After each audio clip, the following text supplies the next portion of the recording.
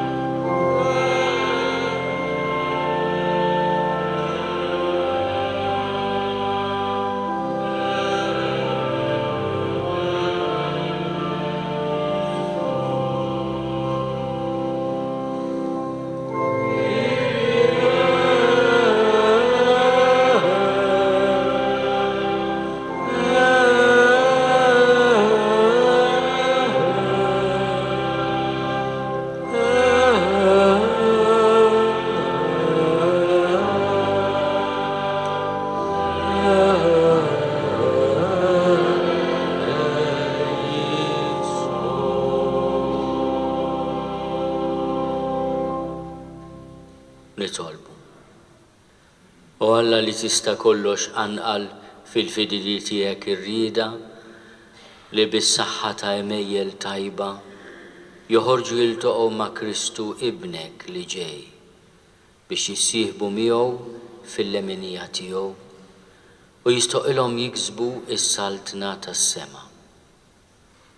Bibnek Ġesu Kristu Sidna li hu Alla u miegħek jgħixu jsaltan fl-imkien mal-Ispiritu Santu għal dejjem ta' dejjem.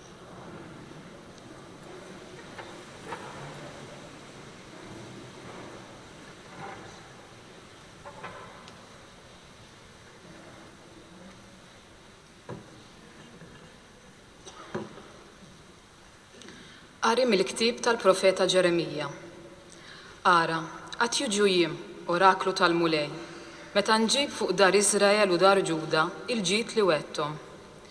F'dawk il-jiem u f'dak iż-żmien intella minn nisel ta' David rimja tas-sewwa, bniedem li jagħmel il-ġustizzja u sewwa fil-pajjiż. F'dawk il-jiem Ġuda jinħeles u Ġerusalemm tagħmar b'moħħha mistrieħ u għalhekk isejħula il-Mulej is-sewwa tagħna. Il-kelma tal-Mulej. Għas-salm ngħidu flimkien. Lejk jinnerfa' ruħi Mulej. Triqatek Mulej arrafni, il-modijiet tiegħek għallimni. Mexxini fis-sewwa tiegħek u għallimni, għax int Alla tas-salvazzjoni tiegħi. Tajjeb u sewwa l-mulej, għalhekk juri triqtu lil-ħatja. Immexxi l-imsejkna fis-sewwa, jgħallem lill-fqajrin it-triq tiegħu. Il-modijiet tal-mulej kollhom tiba u fedeltà għal min iħares il-patt u l-liġijiet tiegħu. Mitħla l-mulej ta' dawk li jibżgħu minnu, lilhom jaraf il-patt tiegħu.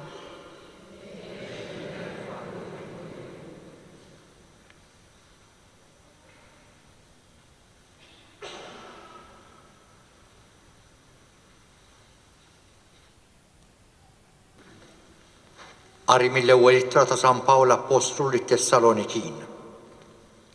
Ħuti, jalla l-mulej jkattrilkom u jfajwarkom bl-imħabba għal xulxin u lejn kulħadd, l-istess bħalma aħna nħobbu lilkom, ħalli jqawwilkom qalbkom u jkollkom qdusija bla għajb quddiem Alla, missierna għal meta jiġi Sidna Ġesu imdawwar bil-qaddisin tiegħu.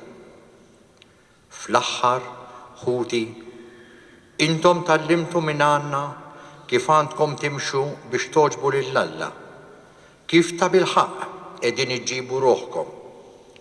Aħna f'Sidna Ġesu nitolbukom u nħeġġukom biex tagħmlu xi ħaġa eżjed. Tafu x'talim tajnikom permezz ta' Sidna Ġesu, il-kelma tal-mulej.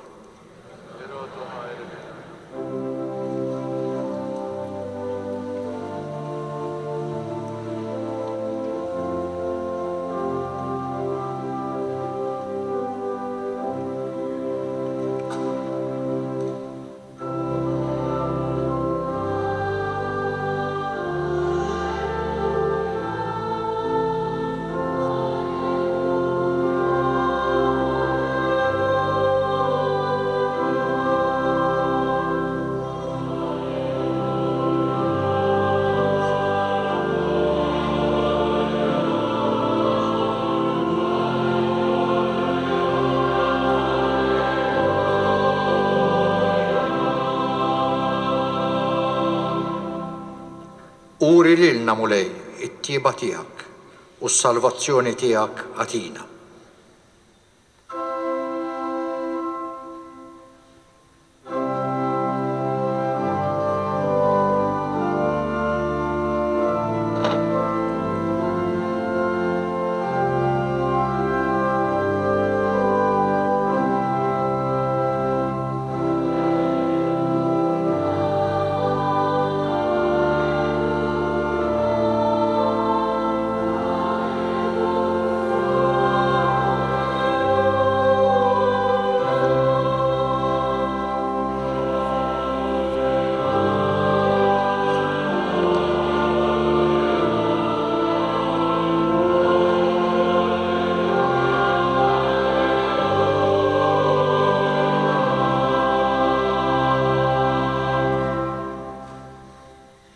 Il-mulej magħkom. Qari mill-Evanġelju skont San Luqa.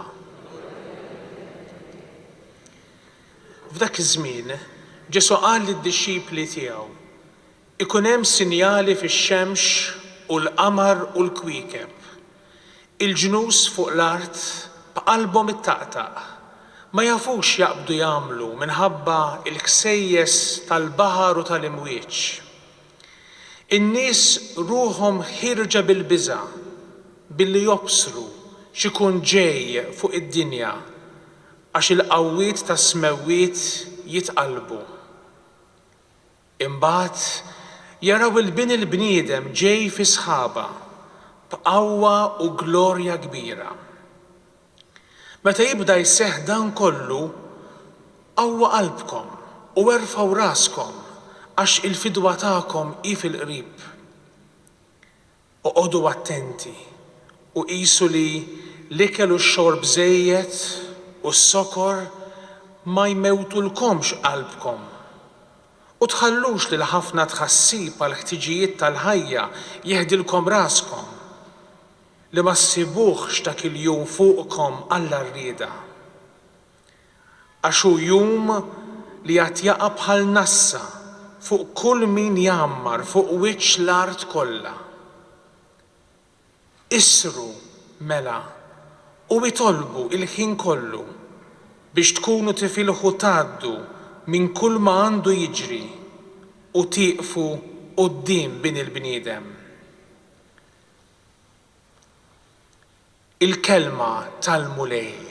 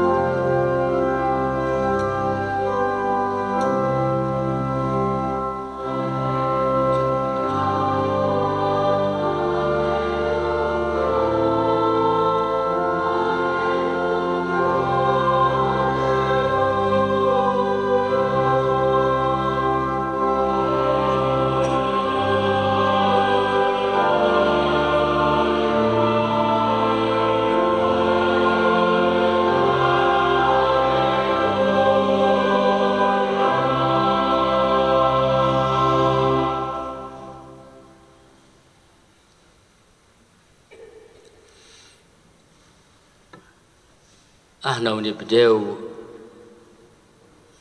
sena ġdida liturġika, is-sena tat-talb tal-Knisja.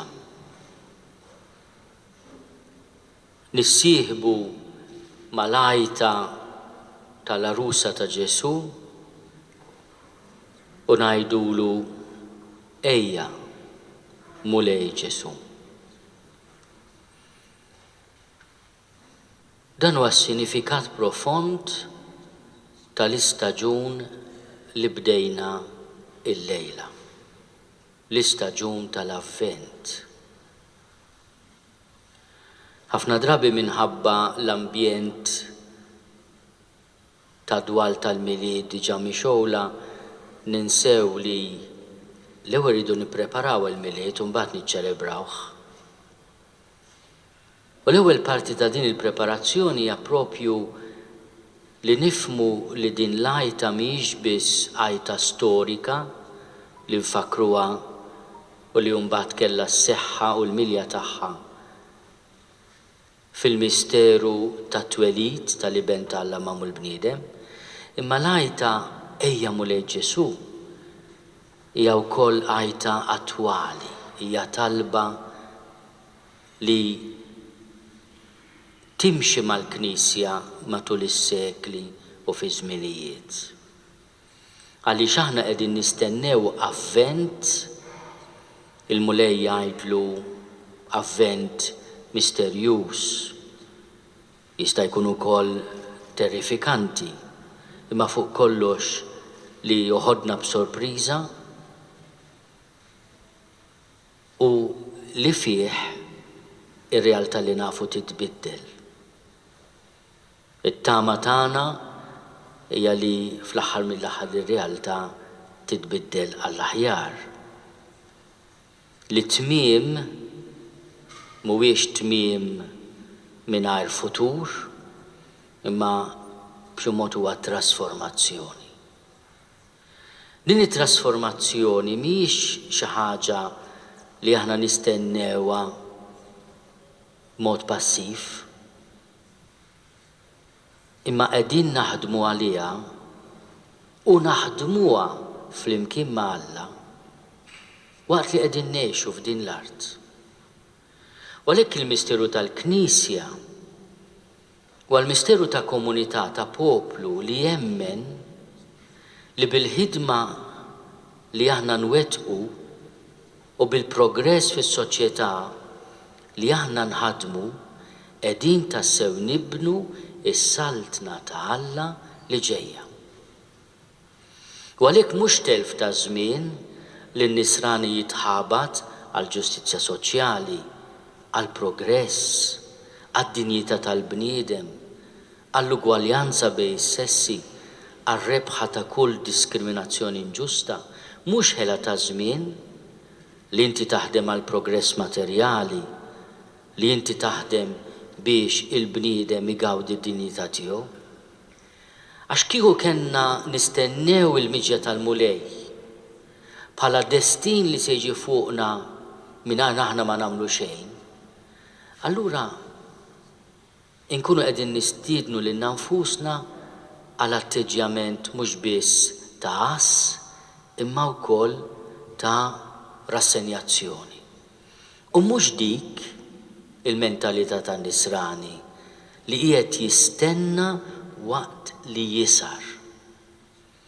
L-insistenza tal-mulej li l-avvent li aħna qegħdin ngħixu u li huwa dimensjoni konkreta tal-eżistenza tagħna huwa avvent attiv.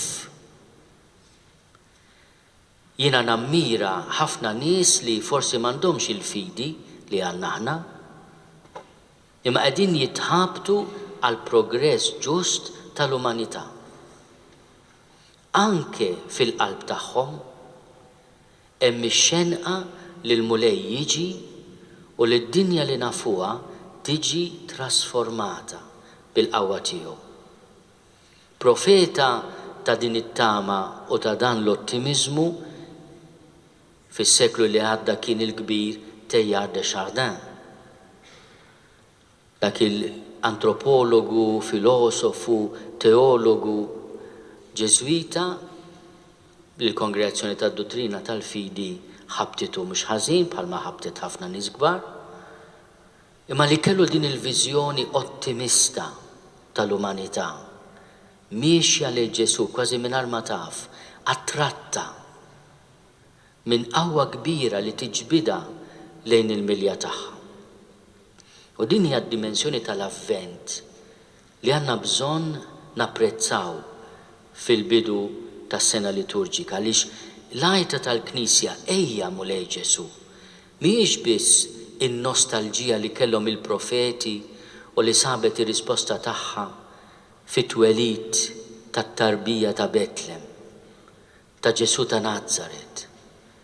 Imma jgħajta li fil-mulej Ġesu, għaliex wara kollox hija l-għajta biex il-mulej jiġi, tifhem li hemm il-milja tal-umanità. Fih titħabbeb l-umanità ma dak kollu li huwa divin.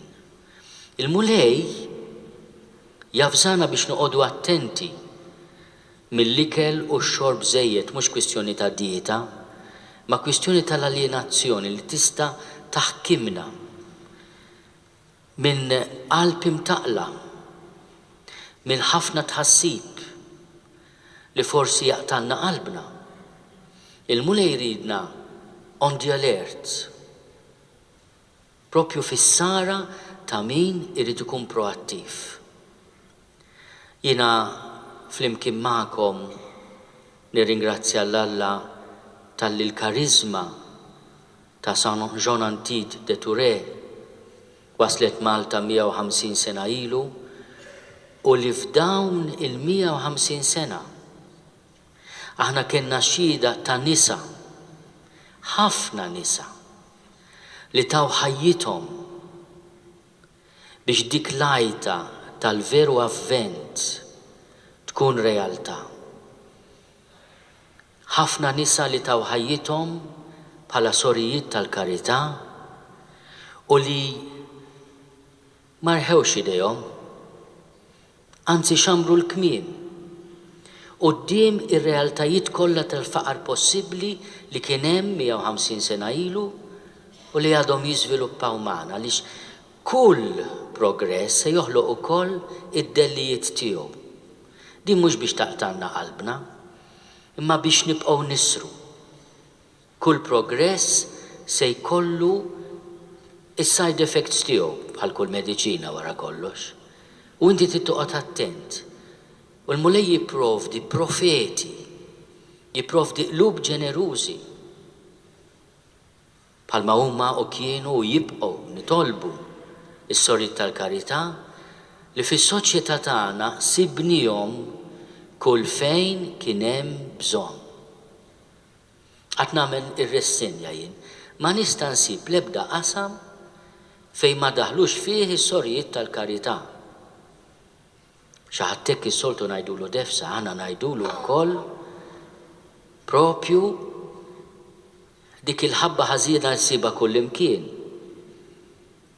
Dak il-meħ li jagħti t-toma biex nużaw almenu espressjoni tal-mulej. Dak id-dawl li jiddi fl-irkejjen li żjed mudlama. Kont issib u għadek issib soru tal-Karità. U aħna rridu ngħidu grazzi lill-Alla. Kultant nitkellmu fuq ir-rwol tal-mara fil-Knisja. Illum qegħdin niċċelebraw 150 sena ta' attiviżmu femminili fil-Knisja, fl-artiġjożiti tagħna. Ta' nisa li konsagraw ħajjithom totalment lil Ġesu. Li mtrabtu bl-impenji tal-ubbidjenza, tal-faqar, tal-kastità biex l-imħabba tagħhom tkun libera u li tillibera l-imħabba tagħhom tkun universali li kapaċi tħaddan lil kulħadd u l-imħabba tagħhom tkun disponibbli għaliex is-Sorijiet tal-Karità mhux biss issibhom f'kull qasam tal-faqar f'Malta imma anke f'ħafna postijiet fid-dinja. Aħna rridu nirringrazzjaw il-Alla ta' dan id-don kbir u kif għadt lill-Madre Ġenerali li nsellmilha u nirringrazzja tal-preżenza tagħha bħalma nirringrazzja lilek Eċċellenza tal-preżenza tiegħek li aħna tant napprezzaw li tirrappreżenta r-Repubblika ta' Malta u anke b'xi mod il-gratitudni tagħna l-Maltin u l-Awċin għal dak kollu li għamlu s-Sorijiet tal-Karità. Fil-preżenza tagħkom żewġ nisa prominenti, leaders, biex ma ninsix il-Sister Natalie li għandha bħala delegata il-pis li tkompli dan il-patrimonju kbir. Qedtilha l-Madre Ġenerali dobbiamo pregare per l-evokazzjoni.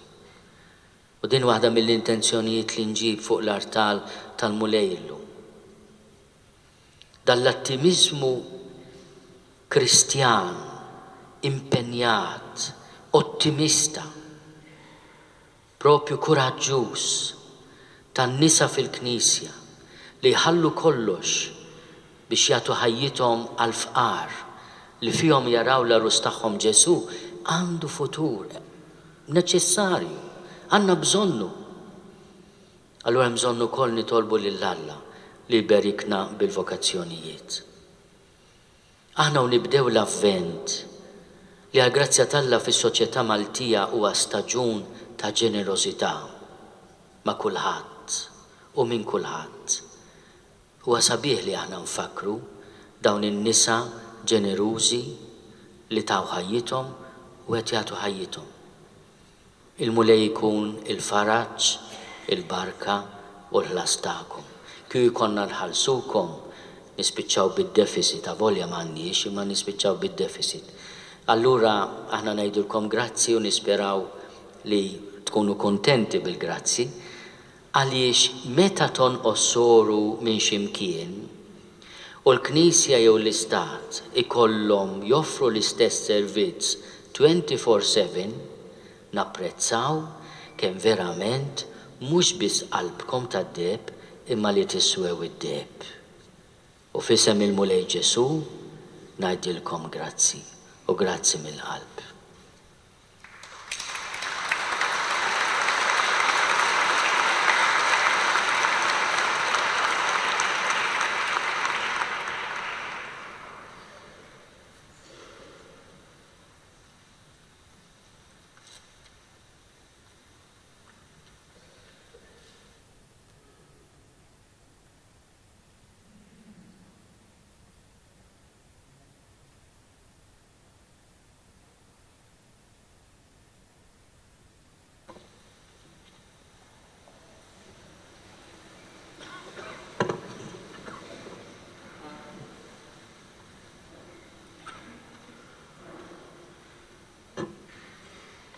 Jina nemmen falla wieħed il-missier li jista' kollox li ħalaq is-sema u l-art, dak kollu li jidher u dak li ma jidirx. U f'mulej wieħed Ġesu Kristu iben waħdini ta' Alla, imnissel minn missier qabel kull żmien. Alla minn Alla, dawl minn dawl, Alla veru minn Alla veru. Imnissel mhux magħmul, natura waħda mal-missier u bih sar kollox. niżel mis-smawijiet għalina l-bnedmin għal-fidwa tagħna u ħal-ġisem bis-seta tal-Ispirtu Santu minn Marja Verġni u sar bniedem. Salbuh għalina bata taħt Ponzju Pilatu, miet u difnuh. U fit-tielet jum qam minn bejn l-imwiet skont il-kodba mqazza. U tela s-sema u jgħad fuq il-lemin tal-missier. U għandu jeġa jiġi bil-glorja biex jagħmel ħaq mill-ħajjin u mill-mejtin. U s-saltna tiegħu ma jkollix tmiem. U fl-Ispirtu Santu mulej li jagħti l-ħajja li ġej mill-missier u mill-liben. Li hu meqjum u mweġġa flimkien mal-missier u mal-liben. U li tkellem b'fom il-profeti. U fi Knisja waħda Quddiesa Kattolika Apostolika nistqarma mudija waħda għal maħfra ta' dnubiet u nistenna l-qawma mill-imwiet u l-ħajja ta' żmien li ġej. Amen. Ħuti eżies il-Karità titlob minna wkoll li nitolbu għal dawk kollha li bħalna jgħixu d-batija u t-tama fil-ħajja ta' kuljum. Nresqu quddiem il-missier it-talb tal-Knisja kollha. Nitolbu għal-Papa u għall-isqfijiet biex jarfu jxandru l-kelma ta' Alla bil-verità u l-libertà. Ħalli t-talim tagħhom ikun tassew messaġġ ta' dawl, ta' tama u mħabba għad-dinja ta' żminijietna nitolbu. Ismana nitolbuk. Nitolbu għal-mexxejja tal-ġnus u għal kull min għandu rwol ta' responsabilità fis-soċjetà biex jarfu jiggvernaw bil-ġustizzja u l-onestà, jippromovu l-paċi u r-rikonċiljazzjoni u jfittxu li jagħtu attenzjoni lil min hu l-aktar batut u mwarrab fis-soċjetà nitolbu. Ismana nitolbuk mulej. Nitolbu għas-Sorijiet tal-Karità u għall-lajċi li flimkien magħhom huma impenjati li jżommu ħajja il-karizma ta' mħabba u servizz fil-Gżejjer Maltin biex fil-ħidma tagħhom ifittxu dejjem li jagħtu dinjità u rispett lil kull persuna li jiltaqgħu magħha nitolbu. Ismana nitolbuk mulej. Nitolbu biex il-mulej ibira b'kull ġid u b'vokazzjonijiet ġodda u quddiesa lis-Sorijiet tal-Karità li għal dawn l-aħħar 150 sena ħadmu f'Malta b'ġenerożità kbira u b'impenn sħiħ fl-oqsma tal-edukazzjoni, tas-saħħa u soċjali nitolbu. Ismana nitolbuk mulej. Nitolbu għalina l-koll biex ngħixu ħajja nisranija awtentika u ngħinu lit-tfal u liż-żgħażagħ jikbru fit-tama u fil-kapaċità li jħarsu lejn il-futur b'fiduċja, filwaqt li jfittxu li jibnu soċjetà li tirrispetta l-valur tal-ħajja nitolbu. Ismana nitolbuk. Nitolbu għal-mejtin kollha b'mod speċjali għal dawk li jmutu kuljum minħabba l-indifferenza li taħkem id-dinja ta' żmienna biex milquha mill-ħnina ta' Alla jistgħu igawdu eternità ta' paċi u serenità nitolbu. Ismana nitolbuk mulej. Mulej Alla tagħna fi Kristu ibnek inti urejtna l-imħabba tiegħek għaċkejken u l-fqir. Isma' dawn it-talbit tagħna u għamel li bil-grazzja tiegħek fil-għajnuna li nagħtu li minnu fil-bżonn inkunu xhieda tal-ħnina tiegħek bi Kristu Sidna.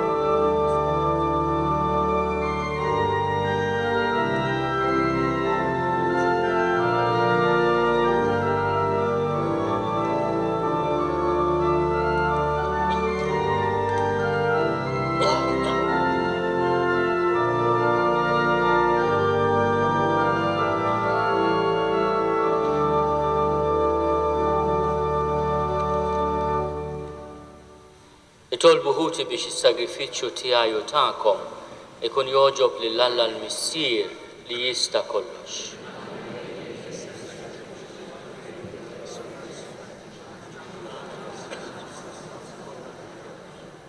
Ilqamu lej l-offerti li qegħdin nagħmlulek mill-ġid li inti nnifsek tajtna u għamel li l-qima li nagħtuk bihom fuq l-art tħejjina għal frott tal-fidwa li int tatina fis-sema bi Kristu Sil. Il-mulej magħkom.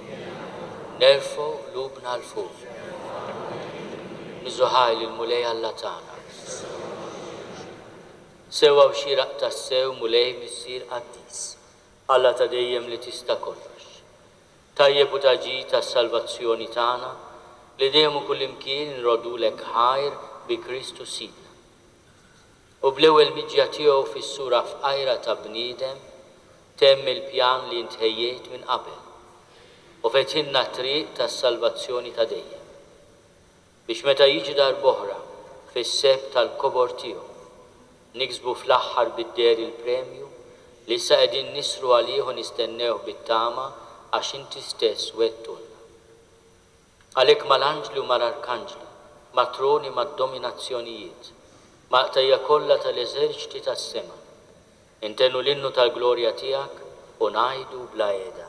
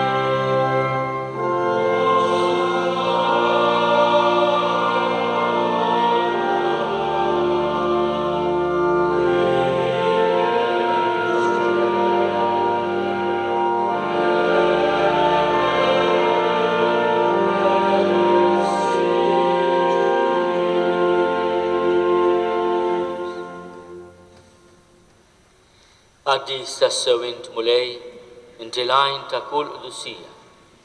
Quddies għalhekk nitolbuk dawn l-offerti bil-barka tal-Ispirtu tiegħek biex isiru għalina il-ġisem u d-dem ta' Sidna Ġesu Kristu. Li meta kien se jingħata biex minn rajh ibati, ħal ħols, rat il-ħajr, qasam, tali d-dixxipli tiegħu u qal: ħudu u kulu l-koll minn dan, għax dan huwa ġismi li jingħata għalikom.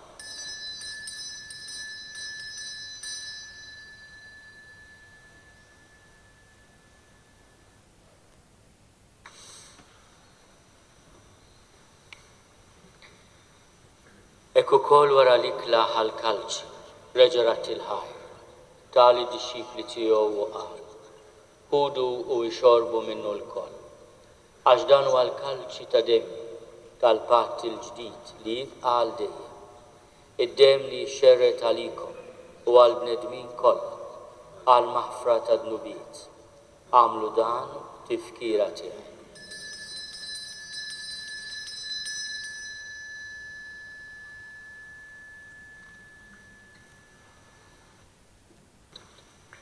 Dan hu l-misteru tal-fidi.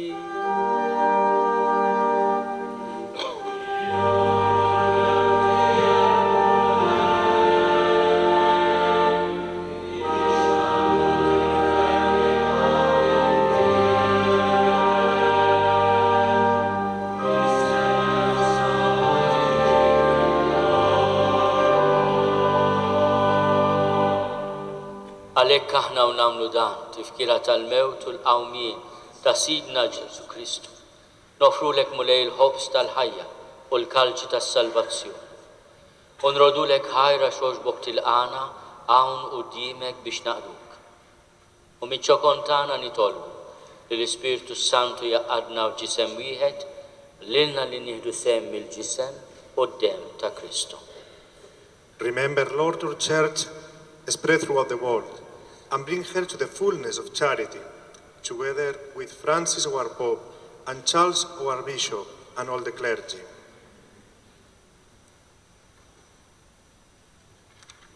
Ftakar ukoll fħutna li raqdu bit-tama tal-qawmin. Ftakar fil-mejtin kollha, daħħalhom quddiemek fid-dawl tas-sebħ tiegħek.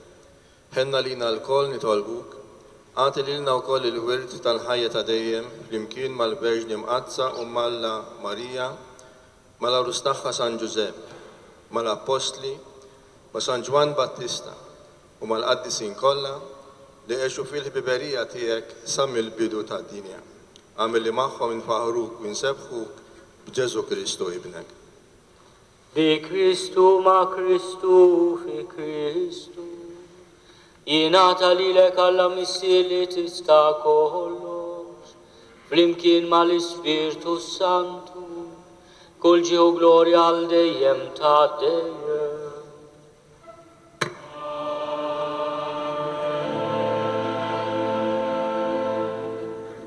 Ejjew nitolbu kif għallimna u ridna nagħmlu li ben ta' Alla Ġesu għas-salvazzjoni tagħna.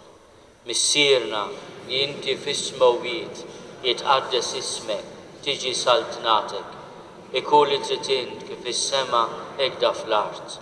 Ħobżna ta' kuljum atina llum, aħfrilna dnubietna għal ma naħfru l-minu ħati għalina. La ddaħħalniex fit-tiġrib iżda eħlisna mid-deni. Eħlisna nitolbuk mulej minn kull deni. Atina fit-tiebu għalina tiegħek il-paċi fiż-żmien biex inkunu ħielsa dejjem mid-dnub u mħarsa minn kull inkwiet. Aħna nistennew u nittamaw ilejna u l-miġja tas-Salvatur tagħna Ġesu Kristu. Mulej Ġesu Kristu li għat lill-Apostli tiegħek, nħallilkom is-sliem, natikom is-sliem tiegħi. La tħares lejn dnubietna, iżda ħares lejn il-fidi tal-Knisja tiegħek. Għati jaslimu l-għaqda li intrid fija int li taħxu s-saltan għal dejjem ta' dejjem. Il-paċi tal-mulej tkun dejjem ma'kom. Għatu l-paċi lil xulxin.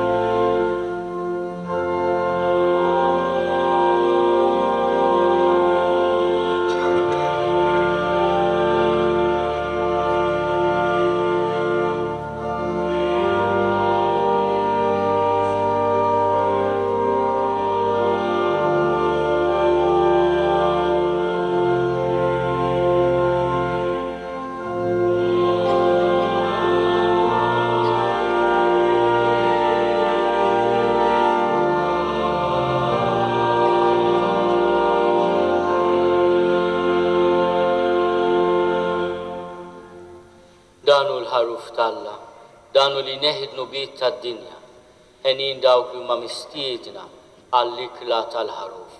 Mulej ma jistolix li tidħol taħt is-saqaf tiegħi, iżda biss kelma waħda u ruħi tkun infejha.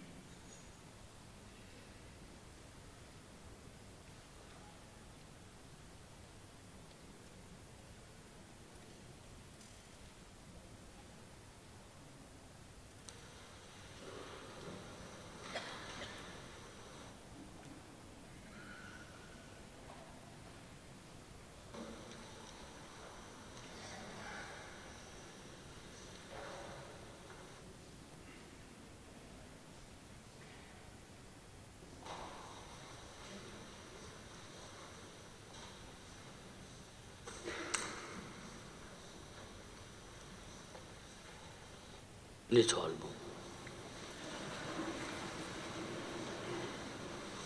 Għamel mulej l-misteri li għal-jom inġbarna ikunu taġġita lina.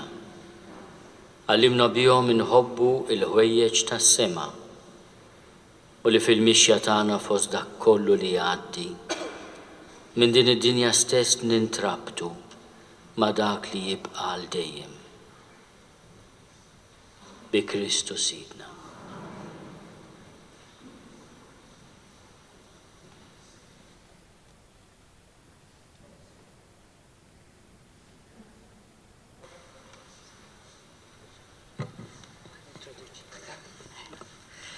Bissa l-Madre Ġenerali, Sur Nunzja, ħatejt żewġ kelmiet ta' ringrazzjament.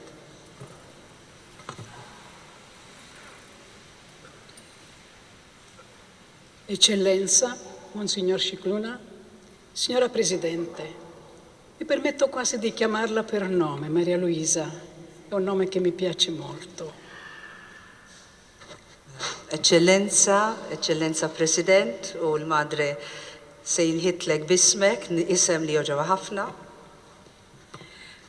Questa sera sono felice di essere in questa cattedrale che mi sembra un pezzetto di cielo piantato sulla terra.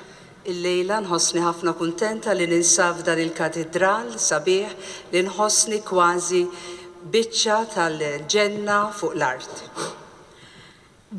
Mi sento come una pellegrina a nome di tutte le suore della Carità che sono nel mondo, con una parola nel cuore che porto alle labbra. Grazie, grazie, merci, thank you, gracias, shukran. La nħossni bħala pellegrina li fisem is-Sorijiet tal-Karità nixtieq nirringrazzja lil kulħadd.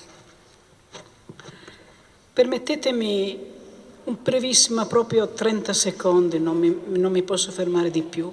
Quando quel 1 dicembre 1868 arrivavano qui 5 povere figliuole, si chiamavano così nel gergo, erano italiane, qualche giorno dopo si unì qualche inglese, un irlandese, una francese.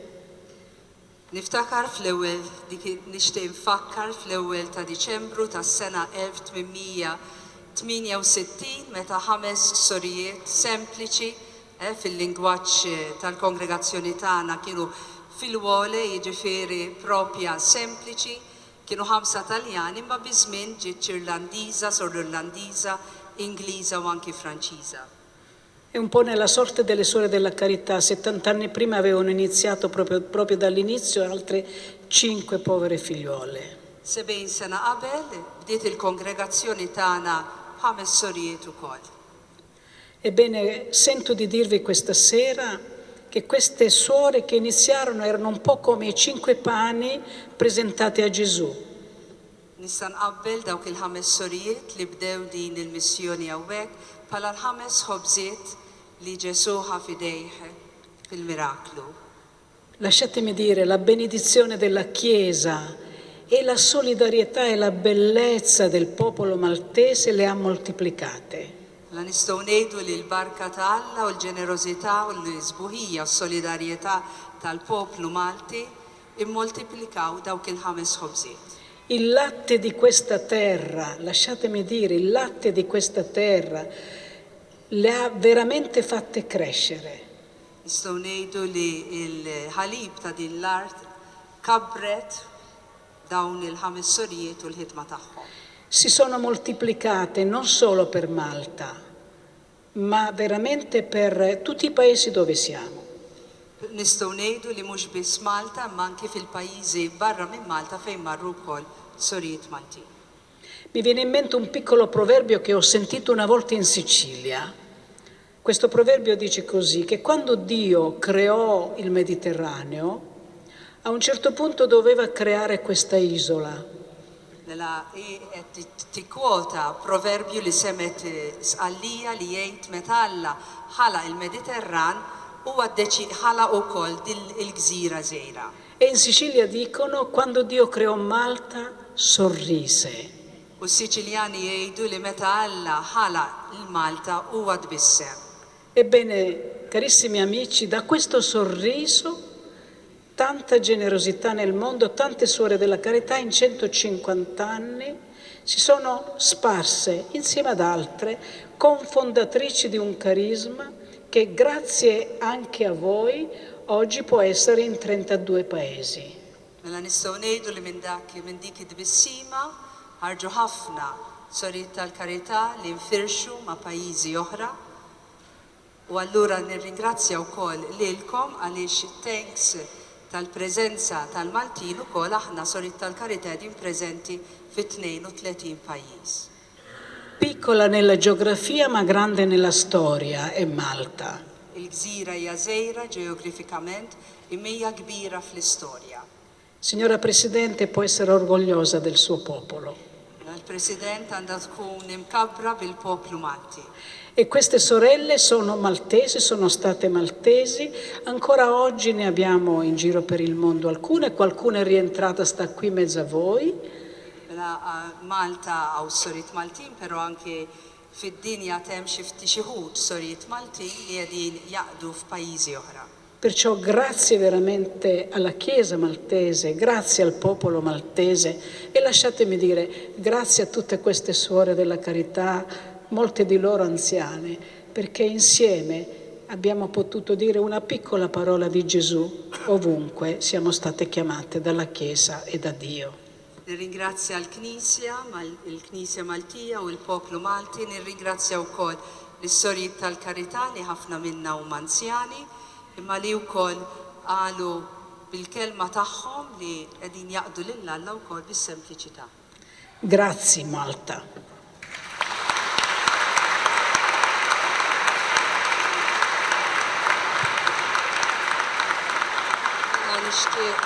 Nirringrazzja lil kulħadd talli aċċettajtu li taqsmu magħna f'din il-Quddiesa ta' ratti l-ħar lil Alla. Grazzi.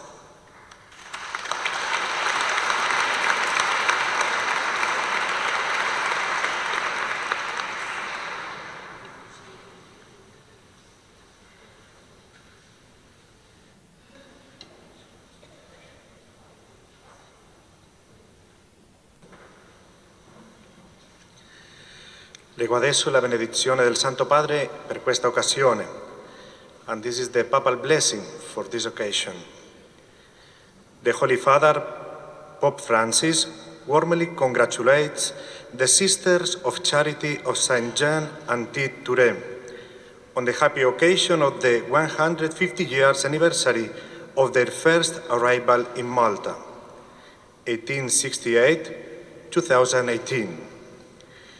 Invoking the necessary graces to continue their mission, he paternally imparts his apostolic blessing upon the sisters, volunteers, benefactors, and their families, given at the Apostolic Nunciature in Malta on the 1st December 2018, signed by Alessandro De Rico, Apostolic Nuncio.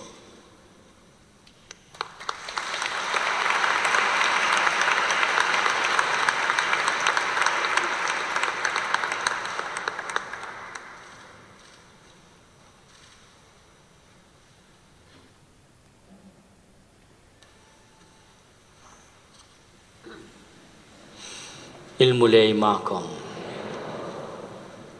Lilkom li temnu fl-ewwel miġja ta' Kristu li qegħdin tistennew jerġa' jiġi, Alla l-ħanin li jista' kollox idawwalkom bid-dija tal-miġja ta' ibnu u jimlikom bil-barka tas-sema.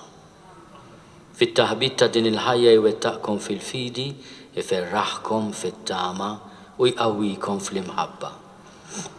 Bħalma tifirħu minn qalbkom bil-miġja tal-feddej tagħna bħala bniedem, hekk tiksbu il-premju tal-ħajja ta' dejjem meta jerġa' jiġi fis-seta tiegħu. U jberikkom Alla li jista' kollox, il-Missier u l-Iben u l-Ispirtu Santu. Morru fil-paċi ta' Kristu.